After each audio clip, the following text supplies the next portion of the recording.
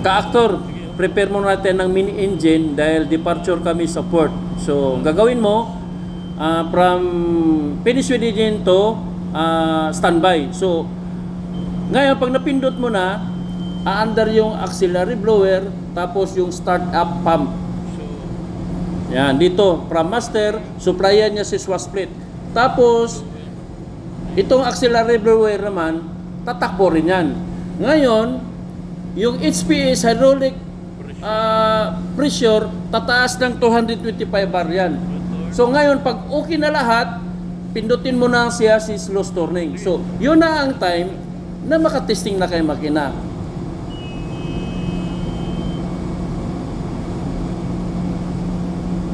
Pagkatapos na naman, pindutin mo naman yung i-run. So, pindutin mo yung i-run, hindi makapasok. So, kailangan nakasafety to siya, nakalock. So, ipasok mo yung password, BADO8, no?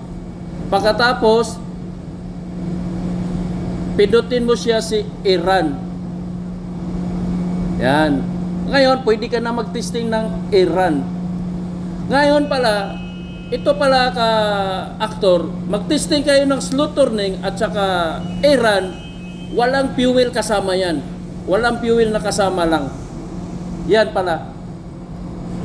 Ngayon, okay na siya, sirado ng indicator ka sa baba, pindutin mo ng prepare o kaya auto.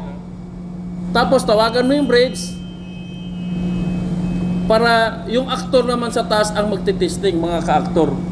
So ngayon, i-testing ngayon ni Kapitan astern. So, ka-actor, tingnan mo ka-actor ha, yung swash plate, yan nag-negative siya. Ngayon pag-astern. Tapos yung pressure niya, 225 bar pa rin. Stop engine, testing naman niya yung ahead ka-actor. Tingnan mo naman yung swash plate ka-actor, hindi na siya nag-positive na siya. So okay tayo doon sa lahat ng testing. Pagkatapos ka-actor, iti-testing rin natin yung ka-actor, emergency shutdown. So ito naman ka-actor, pag pindutin mo to sa i-press, mag-automatic stop naman tong nito, auxiliary blower. At saka yung start up pump. Yan, bababa yung pressure niyan ka-actor, bababa yan. Tapos reset mo. Okay, reset mo na sa taas. Ngayon, pwede mo siyang ibalik sa normal ka-actor. Pagkatapos ng reset, pipindutin mo lang ulit yung si emergency shutdown alarm. So, ganyan lang ka-actor. Kahit nasa bridge sa ka-actor, huwag kayong mag-alala. Hindi mo na kailangan ilipat yan sa sa control room. Pwede mo na lang pindutin, sabihin mo lang si Kapitan, pindutin lang namin, tapos tatawag na lang kayo ulit para gamitin yung makina. So, para magpara yung blower natin, no?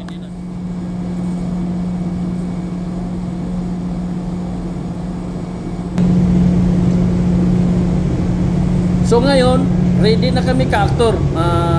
Antay na lang kami ng piloto. So ayan, swash plate. Nag-testing ulit kami, negative. Yan negative 30. Yan naman ito yung start-up pump. Merong motor dyan sa taas, sa ibaba, sa taas ng HPS. Hydraulic power supply. Ayan, astern, negative 30. So, ito ka-actor pala, umalis na pala kami dito ka-actor. Umalis na kami dito. So, titingnan niyo yung niya. Titingnan niyo yung pressure. Ayan negative siya. Ito na, may piloto na kami pala ka-actor. Nakaalis na kami.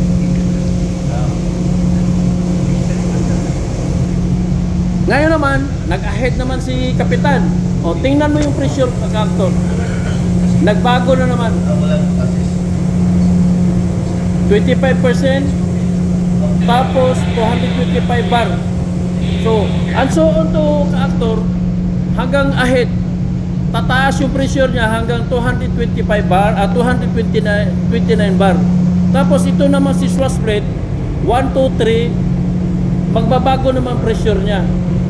So, 50%, 25%. Umara. Yan.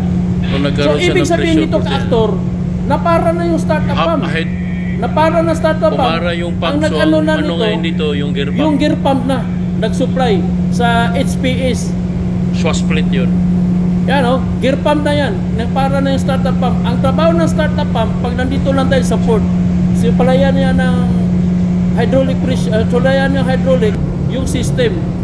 Yan, mga ka-actor. Ayan, half ahead na kami. 55 RPM. Tumaas rin yung ano niya. Ito naging 230 bar. Yung swash split, no?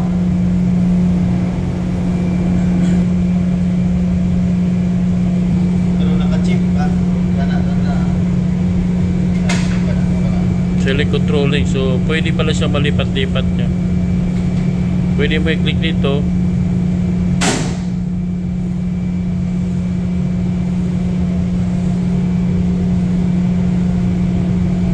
So, swash split pwede malipat-lipat.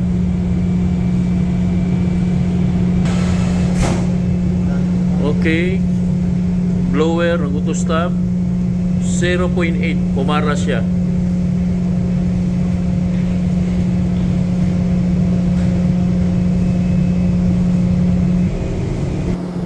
So mga ka-actor, so ito yung ano BRC, valve remote control, ito yung AMS, alarm monitoring system 1 and 2. Tapos ito yung boiler display. Ito sa gitna, yan, boiler display.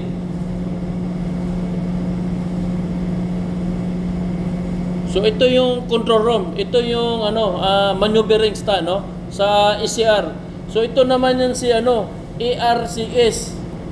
Ito naman si MOP E at saka si MOPB. Meron tayong EMS, Engine Monitoring System. Meron rin tayong Main Engine Bearing Wear Monitor.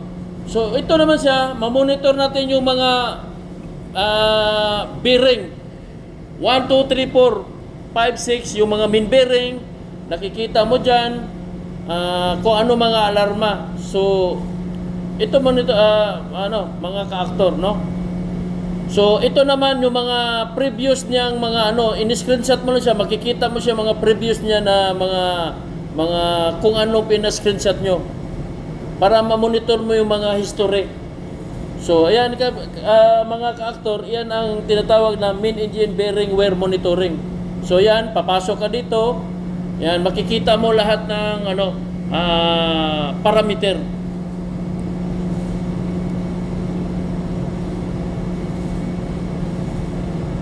So ganyan mga ka-actor, yan, makikita mo yan.